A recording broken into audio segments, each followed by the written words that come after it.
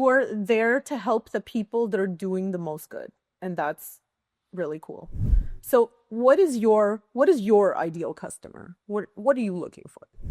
I mean, what I've been working with most often is actually who I'm getting the most interest from is exactly who we just talked about.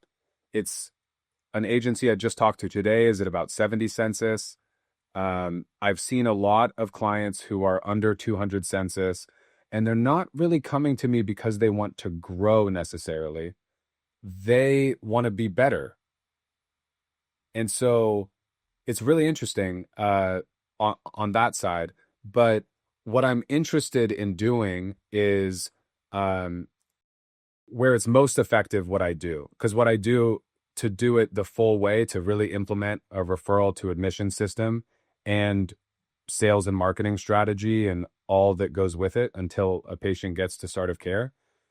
Depending on the scale of the agency, it can be a pretty large scope project and pretty expensive. So generally, if a agency is at about 200 census and they're looking to grow and they believe that they can manage 300, 400 census, that's really, I've found kind of the sweet spot where there's enough capital available to make an investment, a strategic investment that you know the ROI is going to be there.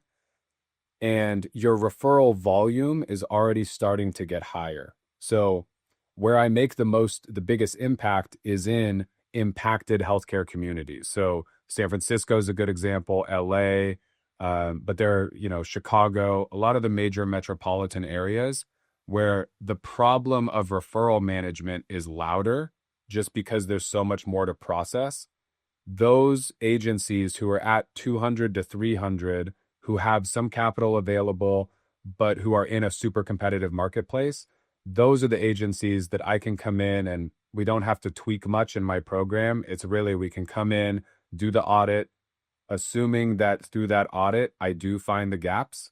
Then we have 2 to 3 solution paths that we can go down, and they end up with a system that they're totally able to manage themselves. They have the real-time information. So that's been kind of the sweet spot. But one thing I do want to do is work with I don't know if it's necessarily going to be private equity backed, but work with a larger organization that has a footprint. Because what I believe is, even if you have 2 to 3 branches, I believe as a leader, all of your information and data should come centrally located to you so that you have one place where you can see basically how your business is running.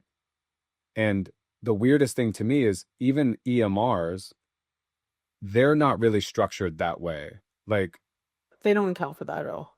yeah, it's like each branch is its own business. And I'm like, I know what we're saying and it's true, but we need to consolidate that data upwards. So, one of the clients I worked with, we had 2 branches. Now they're at 3 plus a hospice.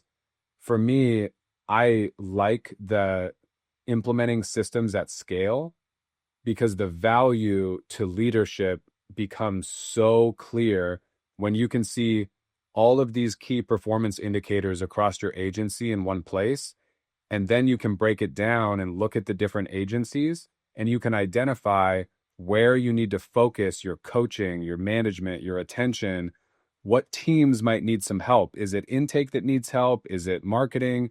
Is it the communication between those two?